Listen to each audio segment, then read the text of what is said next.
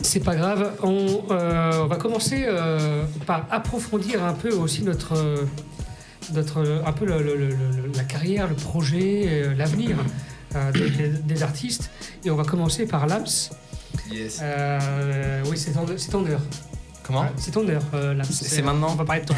Est-ce que tu pourrais te présenter rapidement pour les gens qui nous écoutent du coup, qui tu es, l'album que tu as sorti du coup en décembre, voilà. Yes. Qu'est-ce qu'il raconte ? Qu'est-ce que tu racontes dans ta musique ? Pourquoi, comment ? Voilà, et depuis combien de temps aussi tu fais ça ?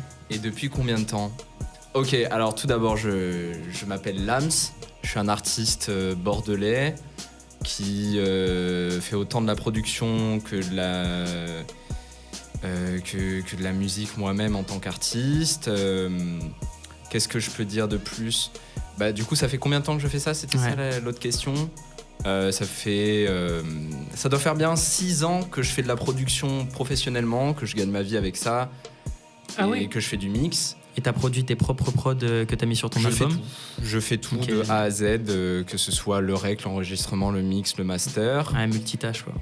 Multitâche exactement, de par ma formation et mon métier. Mais voilà, en fait, je suis juste un gros passionné de musique qui avait envie de faire de la musique lui-même. Bien sûr. Et voilà, c'était quoi tes autres questions ? J'ai oublié. Rouge. Du coup, je vais passer à une autre question. Allez, vas-y, je t'en prie.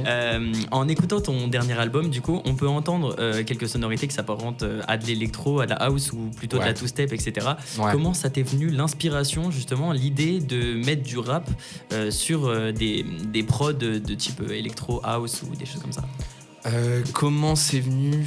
Bah déjà en fait ce projet-là en particulier, Écouteur Filaire, on va dire que moi je suis un gros fan de l'album Honestly Nevermind de Drake. Bien sûr. Qui est une énorme influence sur ce projet. Il y a Massive dedans. Exact. Massive.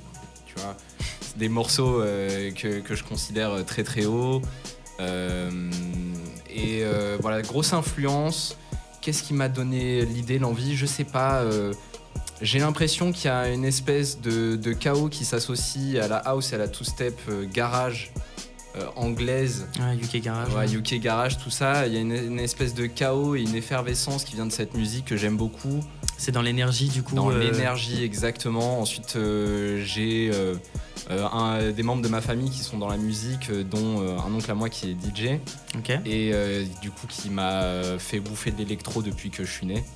Donc ça vient de ça, de toutes les influences musicales de par le monde et de ma playlist Spotify. Du coup, big up à DJ Oil. Ouais, DJ Oil. Du tonton. Gros big up à DJ Oil, tonton. Ok, j'avais d'autres questions du coup. Comment est-ce que tu vois en fait ta carrière dans 3-4 ans ? Comment est-ce que tu vois d'autres projets de sortie ? Est-ce que tu as un futur assez proche avec des dates précises en tête pour des tournées ou même pour remplir des salles ou des choses comme ça ? Alors dans le prochainement, très prochainement, le 31 janvier, j'ai une date à Bordeaux. J'ai oublié toutes les autres infos sur cette date, mais j'ai une date. Et ce sera sûrement précisé sur mon compte Instagram, etc. Ensuite, je sais que courant février et mars, j'ai des dates à Paris dans des clubs parce que en fait, tout le projet là que je viens de sortir, Écouteur Filaire, c'est quand même un projet qui a été réfléchi pour être vraiment mixé derrière des platines, bien sûr, truc house club pour danser, pour s'enjailler. Et donc là, j'ai 2-3 plans pour mixer dans des clubs à Paname. Et ensuite, voilà, au gré des vents et marées. J'ai envie de te dire. Ensuite, dans les prochaines années, qu'est-ce que je vois ? Le truc, c'est que moi, j'ai envie de pousser autant ma carrière de producteur que d'artiste. Parce que je sais que j'ai ma patte, je produis pour pas mal de monde, dans plein de styles de musique différents. Donc, dans 3-4 ans, je me vois extrêmement riche sur une plage. Avec une villa et faire de la musique avec tous les gens avec qui j'ai toujours rêvé de faire de la musique. Et voilà, trop bien. Optimiste, j'ai envie de dire. Comment tu qualifierais le fait d'être artiste ? Qu'est-ce qui te plaît le plus dans ton métier ou dans ce que tu produis ? Alors, en tant qu'artiste, ce qui me plaît le plus, qu'est-ce que c'est ? Bonne question. Qu'est-ce qui me plaît le plus ? Je pense qu'en tant qu'artiste, ce qui me plaît le plus, c'est vraiment produire bêtement la musique, créer à partir de mes mains quelque chose qui est écoutable et transmissible en quelque sorte, qui peut être écouté par beaucoup de monde. Je pense que j'ai énormément de respect pour la musique et les créateurs de cette musique. Et donc, j'ai envie d'en être. Je pense que c'est aussi simple que ça. J'ai envie de faire partie de cette culture. Ok, trop bien. Voilà. Donc tu nous as dit que tu t'inspirais beaucoup de Honestly Nevermind de Drake. Voilà, sur Donc, certains morceaux de Il y a ce pas mal projet. aussi sur Jimmy Cooks, Massive, etc. Voilà, t'as capté. Voilà. Est-ce que tu as d'autres inspirations qui te permettent de produire ce que tu produis maintenant ? Est-ce que tu t'inspires de personnes, de DJ ou même de producteurs, d'artistes ou des choses comme ça qui te permettent, toi, après, d'amener ta patte et de t'inspirer d'eux, en fait ? De ouf. Je pense tout de suite à Klaus Vin, qui est un producteur DJ que j'écoute énormément. Je pense aussi à Gilly, qui est un producteur UK aussi londonien, qui du coup fait beaucoup la passerelle entre house, très house club comme je fais, et rap UK, un peu de drill, ce qui donne des mélanges assez ouf. Et voilà, des personnes de qui je m'inspire énormément. Ensuite, le problème c'est que j'ai 15 milliards de références aussi dans ma tête qui me pop là, donc je pourrais pas toutes te les sortir là maintenant. Je pense que chaque morceau a une référence. Par exemple, dans mes bonus du projet, j'ai un morceau qui s'appelle The Night Defend the Pose, et l'inspiration c'est très clairement du Laylo. Du coup, pour le coup, rien à voir avec de la house. Ah ouais, tu vois, donc j'ai beaucoup d'influences qui viennent de partout. J'écoute trop de musique pour te sortir que deux influences et que ce soit que ça. Ok, ça marche. C'est bientôt l'heure du live, hein. Oui, totalement.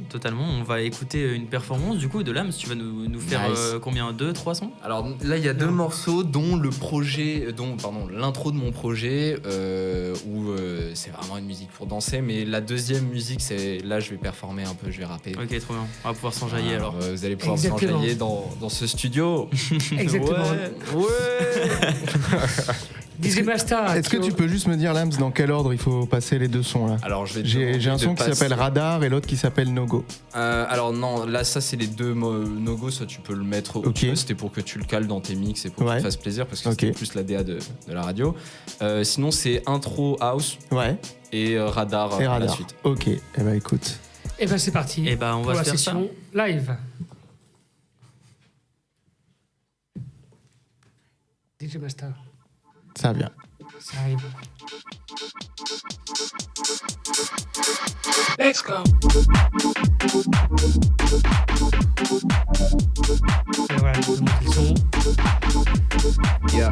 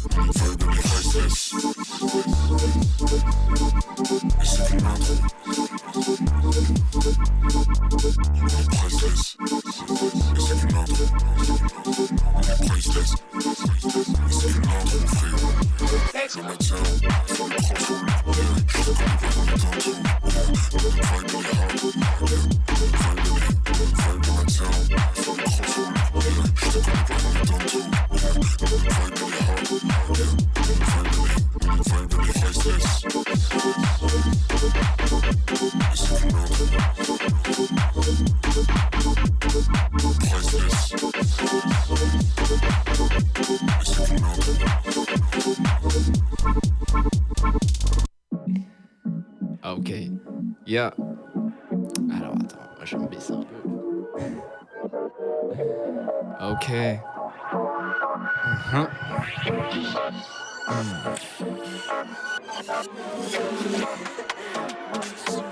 RPZ Wear City, le Moulin Bordeaux, ça fait plaisir. Les Avenue Studio, les potes, la famille, vous connaissez. Yeah, attaché à une vie, tous les jours il me faut ma dose, mais j'exagère des fois, parfois il y a trop de réçois, donc il me faut ma pause. Yeah, attaché à une vie, tous les jours il me faut ma dose, mais j'exagère des fois, parfois il y a trop de réçois, donc il me faut ma. Yeah, on fait des soirées trop crades, trop d'art, trop de cul assis dans le sandar, trop de vibes qui sortent de nulle part, trop de trucs que j'ai remis à plus tard, du coup je suis pas là. ou en retard. Je m'en fous qu'on me traite de bâtard. Je m'enfuis comme si je fais du NASCAR. J'accèle devant tous les radars. Frérot, tu veux me voir, mais j'ai des choses à faire.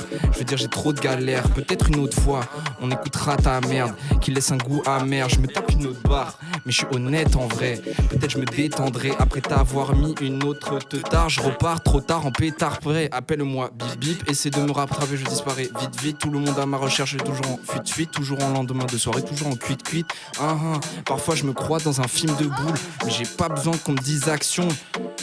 Une relation pour moi les meufs. Ok, je lui fais une autre F, elle fait la maline, je lui tire une autre tresse. On s'envoie en l'air, c'est une hôtesse. La vérité, je suis en soirée. Mes G sur scène ne sont pas des enfoirés. Appelle le SAMU ou appelle les pompiers. On brûle la scène parce qu'on fait des soirées trop crades. Trop d'art, trop de cul tassé dans le sandar. Trop de vibes qui sortent de nulle part. Trop de trucs que j'ai mis à plus tard. Du coup je suis pas là ou en retard. Je m'en fous qu'on me traite de bâtard. Je m'enfuis comme si je fais du NASCAR. Je m'enfuis comme si je fais du NASCAR. On fait des soirées trop crades. Trop d'art, trop de trucs que j'ai mis trop de trucs que j'ai remis à plus tard. Du coup je suis pas là ou en retard. Je m'en fous qu'on me traite de bâtard. Je m'enfuis. Je m'enfuis comme si je fais du NASCAR. Yeah. Ok.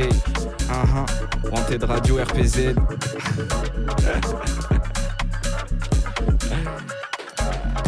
Bien. Lourd de ouf.